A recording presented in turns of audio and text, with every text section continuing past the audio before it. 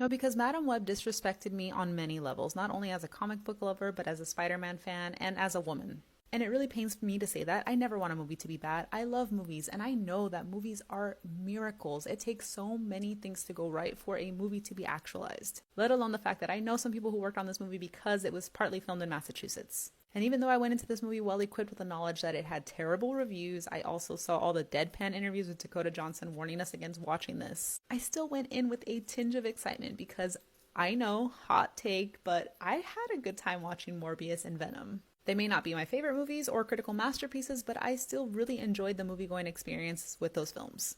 But I can't help but feel that there is something more insidious going on with this movie. I know that there's speculation out there that Sony just wanted to make this movie to either hold on to licensing for Spider-Man even though they can't say the name Peter Parker in the film at all, or they wanted to use this as a use case to show that female-fronted superhero movies can't perform well at the box office.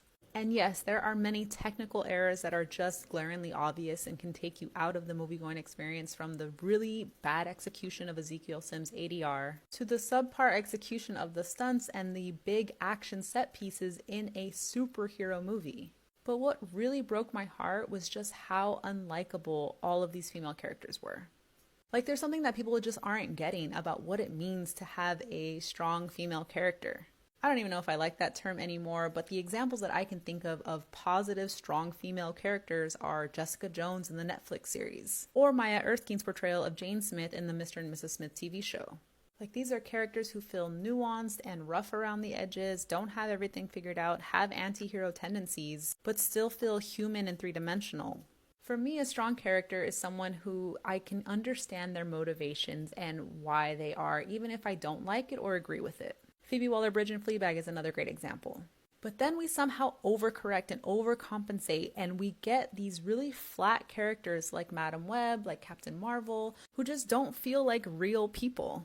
And in the case of Madam Web, there's just so much left on the table, from this matriarchal storyline to a woman finding her own sense of maternity in a found family. Like, I would have liked to have watched that movie. Somehow we end up with 4 female superhero characters who all have very compelling narratives and origin stories, but then decide to just be complete jerks in an attempt to overcorrect femininity and community and not be like the other girls and just totally isolate their entire audience. Anyway, if you need a good comic book movie with a strong female lead, I suggest Birds of Prey.